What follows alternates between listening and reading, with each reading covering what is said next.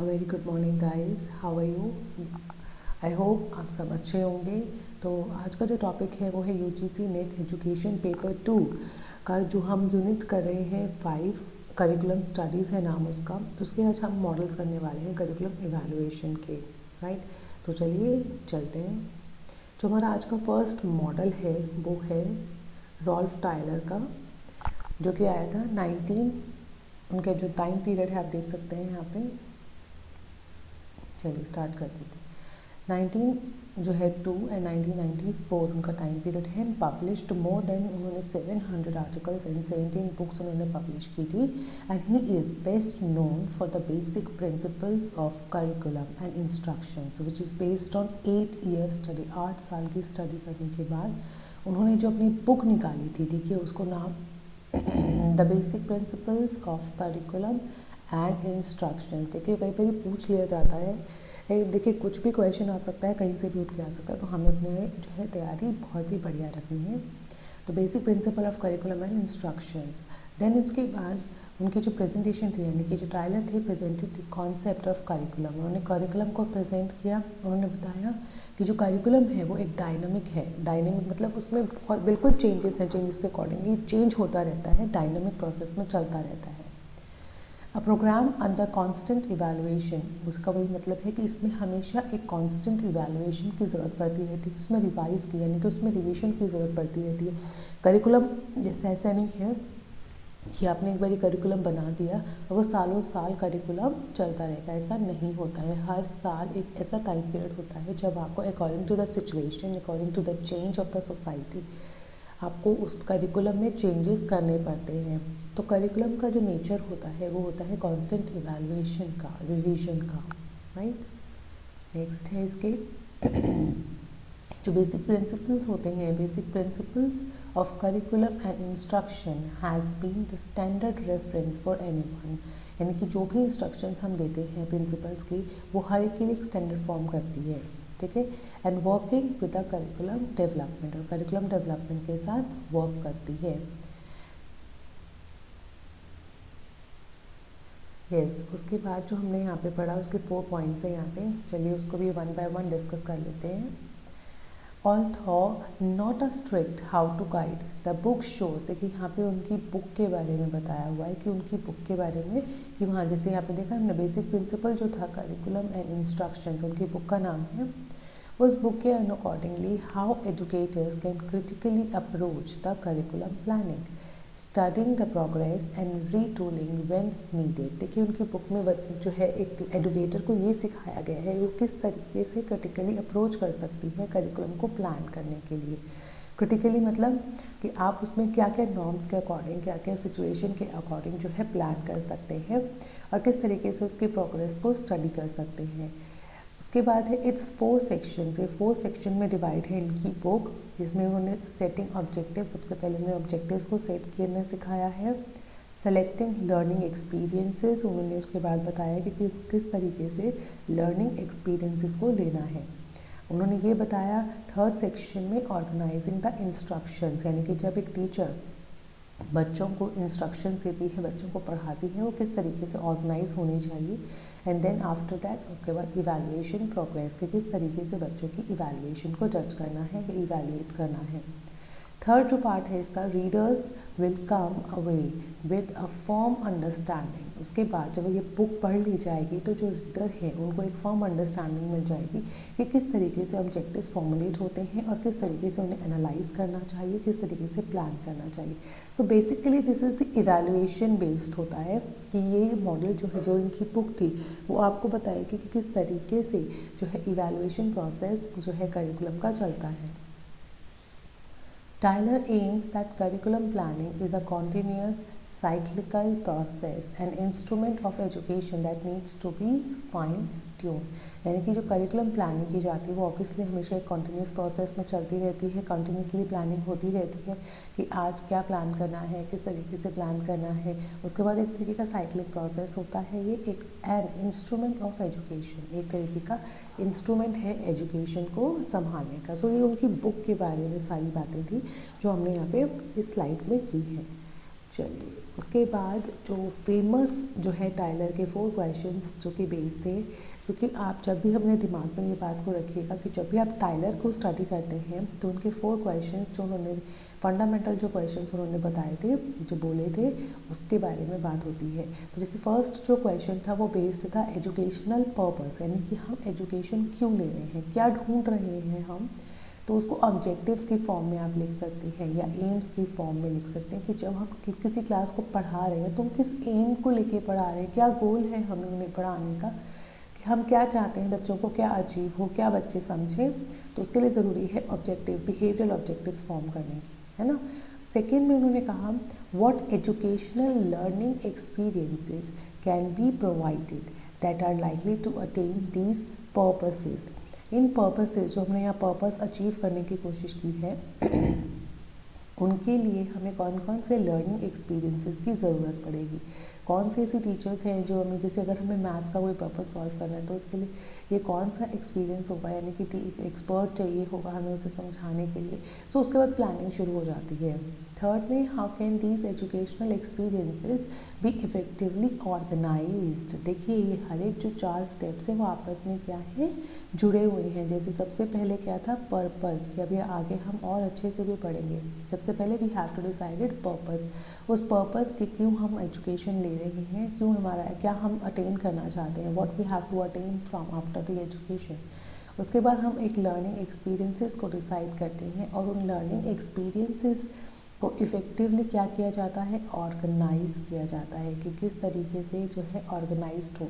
And the fourth one, how can be determine whether these purposes are being attained. और फिर उसके बाद हम अंत में उसको क्या करते हैं, इवैल्यूएट करते हैं कि जो हमने पर्पसेस सोच के बनाया था वो कितना हमें अटेन हो गया। तो लास्ट में इवैल्यूएशन,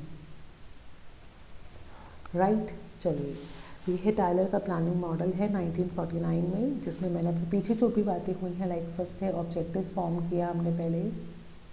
सबसे पहले ऑब्जेक्टिव्स फॉर्म करेंगे, उसके लिए हमें जो हमें लर्निंग एक्सपीरियंसेस की ज़रूरत पड़ेगी उसमें हम सेलेक्ट करेंगे, उसको प्रॉपर तरीके से ऑर्गेनाइज करेंगे और देन उसके बाद हम बच्चों की परफॉर्मेंस को इवैल्यूएट करेंगे। तो ये 4 प्रोसेसेस हैं। 4 जो है आप इनको क्वेश्चन फॉर्म में भी लिख के पूछ सकते हैं या एग्जामिनर आपसे इनको क्वेश्चन फॉर्म कैसे है, जैसे पीछे हमने पढ़ा था ना कि what educational goal should be seek to attain, वो ऑब्जेक्टिव्स हो गए।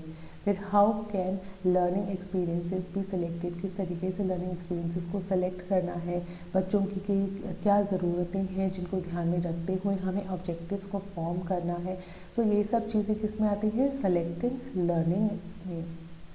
थर्ड क्वेश्चन जो है रेज हुआ था कि learning experiences be organized for effective instruction, की जो भी लर्निंग एक्सपीरियंसेस हमने सेलेक्ट कर लिए हैं उन्हें प्रॉपर तरीके से क्या करना है, ऑर्गेनाइज करना है।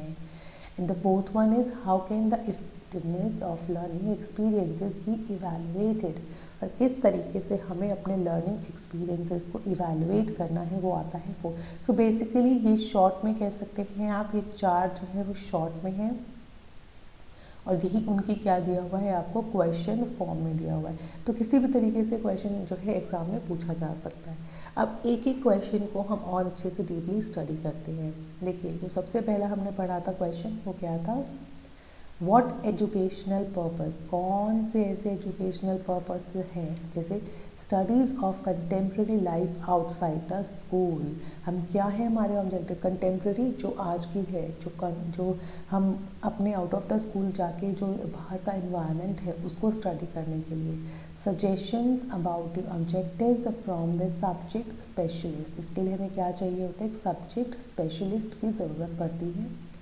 The use of philosophy in selecting objectives, कोशिश कीजिए कि कोई अच्छी और फिलोसफी हो आप उसको यूज़ करें अपने ऑब्जेक्टिव को सेलेक्ट करने में, या साइकोलॉजी को यूज़ करें, बच्चों की साइकोलॉजी, बच्चों की ज़रूरतें, उसके अकॉर्डिंगली आप अपने ऑब्जेक्टिव्स को फॉर्म करें। And the last one is stating objectives in a form to be helpful in selecting learning experiences and in guiding teaching, कि जो भी आप ऑब्जेक्टिव्स को फॉर्म करेंगे वो आगे हमारे किस में हेल्प करेगी, लर्निंग एक्सपीरियंसेस में। चलिए नेक्स्ट है यहाँ पे how can learning experience B selected, किस तरीके से हमें अपने लर्निंग एक्सपीरियंसेस को सेलेक्ट करना है, and which are likely to be useful in attaining these objectives, और ऐसी क्या चीज़ें हैं जो हमें अपने ऑब्जेक्टिव्स को अचीव करने में हेल्प करेगी। द फर्स्ट है यहाँ पे meaning of the term learning experience. सबसे पहले हमें क्या करना है, लर्निंग एक्सपीरियंसेस जो भी हम बच्चों को, देखिए प्रॉपर अगर आप लर्निंग एक्सपीरियंसेस को समझना चाहते हैं तो क्या मतलब है उसका, कि लर्निंग एक्सपीरियंस है कि बच्चे जब क्लासरूम में पढ़ने के लिए बैठे हैं तो वो आप उन्हें क्या दे रही हैं, आप उन्हें क्या इम्पार्ट करना चाहते हैं, क्या एक्सपीरियंस देना चाहते हैं, क्या नॉलेज देना चाहते हैं। तो सबसे पहले उस टर्म को आपको डिफाइन करना है। General principles in selecting the learning experiences, और उसके प्रिंसिपल्स को सेलेक्ट करना है। Illustrations of the characteristics of learning experiences useful in attaining various types of objectives, यानी कि अब आप उसको जो कैरेक्टरिस्टिक्स है उसको इलिस्ट्रेट करना शुरू कीजिए कि जो भी आप लर्निंग, आप उनको जो भी नॉलेज आप दे रहे हैं उनको एग्जाम्पल के थ्रू समझाइए ताकि बच्चों को ऑब्जेक्टिव्स क्लियर हो जाए। नाउ द थर्ड जो था हमारा, how can the learning experiences, जो हमने देखिए फर्स्ट हमने पढ़ चुके हैं ऑब्जेक्टिव्स, है ना। उसके बाद हमने डिसाइड किया था लर्निंग एक्सपीरियंसेस। नाउ उसको ऑर्गेनाइज की बात आ गई, जब क्योंकि we have selected the learning experience, now उसको प्रॉपर तरीके से बच्चों के अकॉर्डिंगली हमें क्या करना है, ऑर्गेनाइज करना है। तो सबसे पहले हमें ये बताना पड़ेगा कि ऑर्गेनाइजेशन का क्या मतलब होता है, तो क्या क्राइटेरिया में बांटा जाएगा उस जो है लर्निंग एक्सपीरियंसेस को, क्या क्या एलिमेंट्स उसमें रखे जाएंगे, किस तरीके से प्रिंसिपल्स को ऑर्गेनाइज किया जाएगा, स्ट्रक्चर को फॉर्म किया जाएगा, क्या प्रोसेसेस होंगे जिसे फॉलो किया जाएगा। सो इस तरीके से जो है प्रॉपर तरीके से लर्निंग एक्सपीरियंसेस को ऑर्गेनाइज किया जाएगा।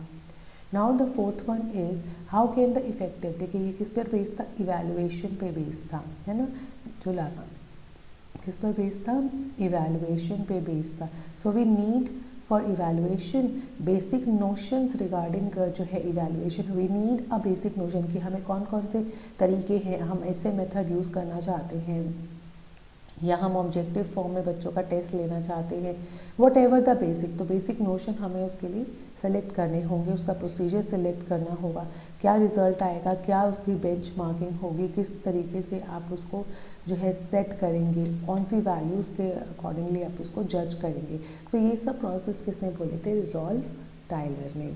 सो अब इसकी स्ट्रेंथ पढ़ लें, जो भी इन्होंने मॉडल दिया इवैल्यूएशन का, उसकी स्ट्रेंथ क्या थी। सबसे पहले उन्होंने बोला कि ऑब्जेक्टिव्स को क्लियर कर दीजिए हर, ताकि बच्चों को प्रॉब्लम ही ना हो, ठीक है ना।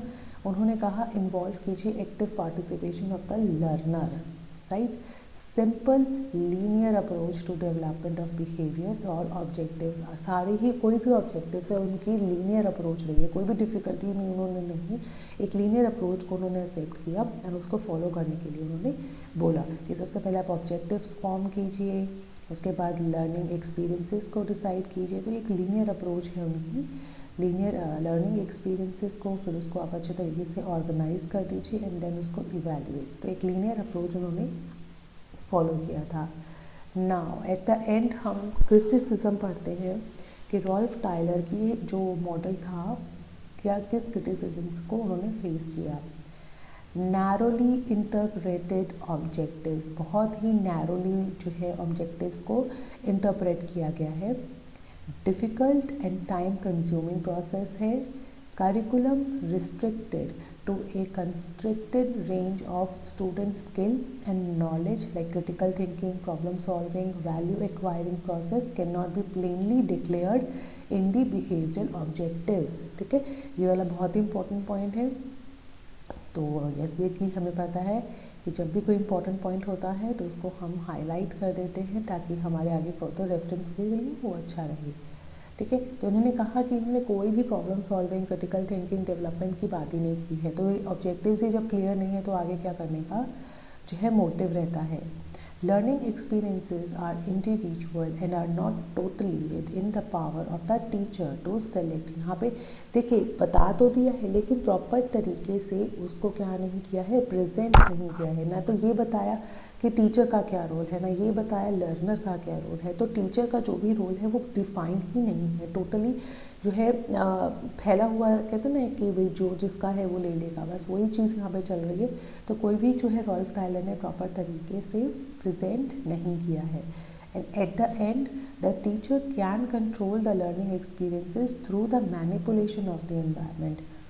अब टीचर कंट्रोल कर सकती है कि जिस तरीके से हमने एट प्रेजेंट अगर उसको लगता है कि ऑब्जेक्टिव्स नहीं वर्क कर रहे हैं तो वह एट प्रेजेंट उसको मैनिपुलेट भी कर सकती है, but still results in stimulating situation sufficient to evoke the kind of learning outcome desired.